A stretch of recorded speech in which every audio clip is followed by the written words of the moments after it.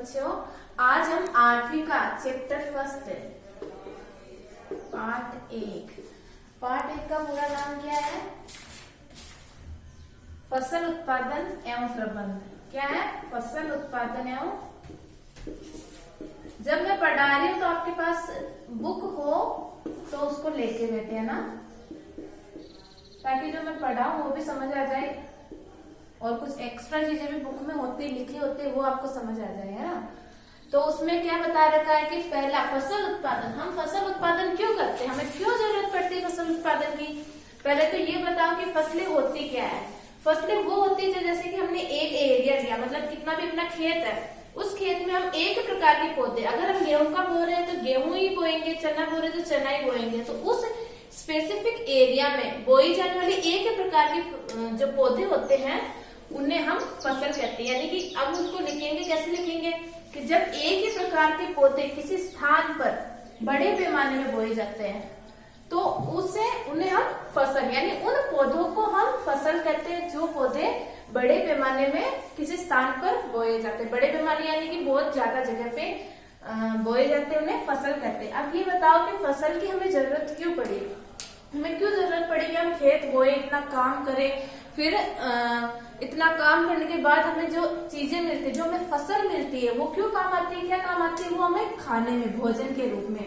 अब ये भोजन क्यों जरूरी है? भोजन क्यों जरूरी है? क्योंकि भोजन हमें ऊर्जा, एनर्जी या जो भी दैनिक शारीरिक कार्य हैं वो सारे कार्य करने में या अपना पाचन, श्वसन, ये सब सही रखने में, उत्सर्जन, ये चीजें सब सही चले, यानी अपने शरीर का तंत्र सही चले, अपना शरीर सही चले, उसके लिए हमें सही भोजन की जरूरत होती है। भोजन हमें कहाँ से मिलता है? फसलों से मिलता है।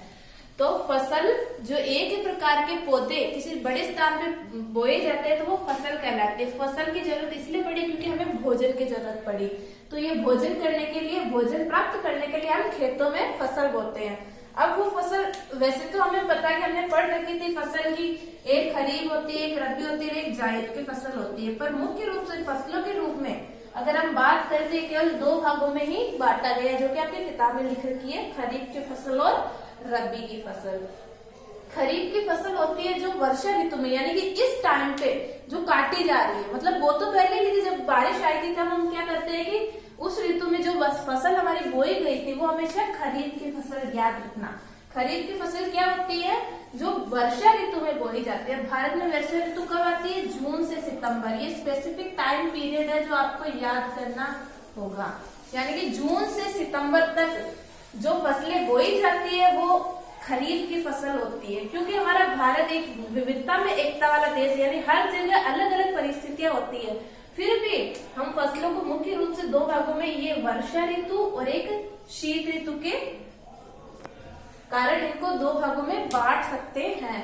वैसे हर जगह पे वर्षा ऋतु थोड़ी अलग अलग टाइम पीरियड पे आती है। तो मुख्यतः क्या माना गया है कि भारत में जून से सितंबर तक आती है, इसलिए खरीफ की जो फसल है वो जून से सितंबर तक बोई जाती है। ऐसे पूछेंगे कि खरीफ की फसल का टाइम पीरियड क्या है, किस काल में बोई जाती है? तो जून से सितंबर, यानी वर्षा ऋतु आएगी तो वर्षा ऋतु बाकी जून से सितंबर तक होती है। अब क्या क्या उदाहरण, अभी क्या काट रहे हैं हम? धान काट रहे हैं, मक्का काट रहे हैं, सोयाबीन, मूंगफली आदि जो भी फसल हमारी बो रखी है खेत में, वो सारी खरीफ की फसल हो रही है ना। फिर दूसरा आता है रबी की फसल। रबी की फसल यानी जो शीत ऋतु में, अभी बताया था, जैसे ये वाली फसल कटेगी, यानी कि दिवाली के बाद हम क्या बोएंगे?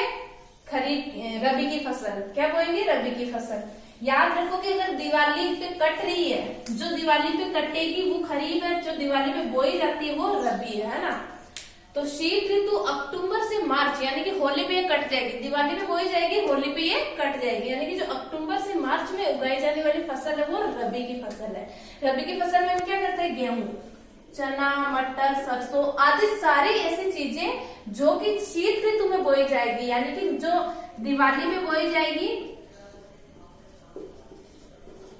और होली पे काटी जाएगी, तो इसे हम रबी की फसल बोलते हैं। उनके कारण गेहूं, चना, जो अभी गेहूं वगैरह जो बोएंगे ना वो सारी रबी की फसल होगी। तो पता चल गया ना कि फसल क्या होती है पहले तो, कि जो एक स्थान पे बड़े पैमाने में बोई जाती है।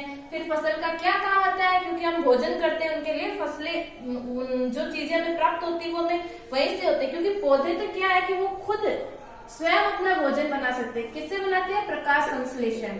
पढ़ा ना 7th क्लास में, प्रकाश संश्लेषण 6 में भी था। पौधे तो स्वयं अपना भोजन बना पाते हैं, पर मनुष्य है वो स्वयं अपना भोजन नहीं बनाते, वो भोजन के लिए किस पे आश्रित होते हैं? पौधों पर आश्रित रहते हैं। इसलिए हमें फसल की जरूरत पड़ी। फिर फसल कितने प्रकार की होती है? एक खरीफ की होती है, दूसरी रबी की फसल।